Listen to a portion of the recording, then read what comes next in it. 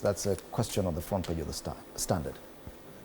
Thank you, Fred. Thank you. And I believe that it was the president himself who announced, I think last year, that no public servant or state official will participate in this thing. It was banned, literally, by the president. So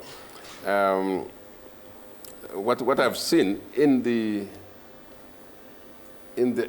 speech, in the presentation this week, is that the president has moved a notch higher. He's not giving to a bishop or to a church. He's found a new thing to talk about, giving to God.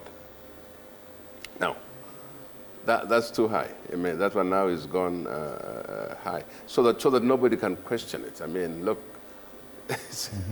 if you listen to him, many things, he says giving to God, God, God, God. It's God, okay? Giving to God. However, my problem is that if you're giving to God, why should we know? Surely, I mean, if it's so high, too high for us, why should he be announced? Why should it be,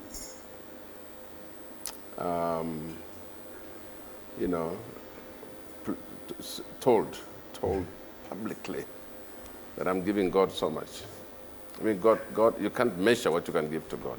If it's up to me, you cannot measure. You cannot say, God, I'm giving you 100 million. I'm giving you this. So let's cut this language thing, and just say we are back to Harambes. Let's just say that. I mean, there's no point in trying to make it look like we are now going a notch higher than the church. If you read the Bible, and it says if you really want to give it properly, one hand should not know what the other hand is doing. And so let's give it. The problem with this particular giving is that it is given 20 million and pledging 100 million. That money, if you wanted to spread it, actually you could spread it to so many churches. So what's special about this particular church? And why is it becoming so difficult to explain why you're giving that money? So I mean, it's his money. There has been a lot of money in this government, a lot of money that is spent in ways that we cannot understand. And yet there is a shortage somewhere else. Do you really justify that where there is a shortage, there is a real need? And the church, one church gets 120 million. Would you justify that? And yet, you see people in hospitals who have been turned away. You've seen all these kind of problems that are there. Be generous, but be generous towards a particular cause. So I think I can't control somebody's money. I hope it's not our public money, because surely, I mean, public money cannot go to an individual, to church. Public money should go to a public cause. So I'm hoping. I saw that there's a rearrangement now where even the new deputy president now has so much money.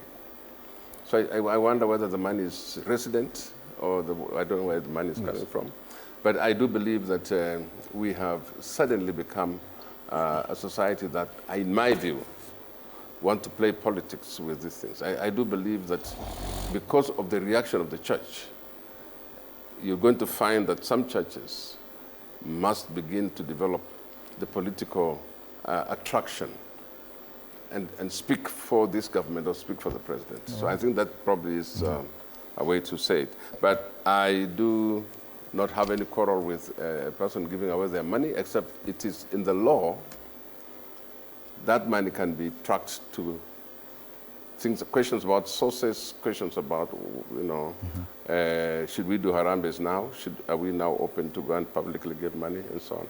So anyway, I do want to say, Mr. President, just say it as it is, giving it to a church, particular church, for a building. Yes. This idea of saying I'm giving it to God doesn't cut it. And the question is, yes, there are questions about the source of the money. And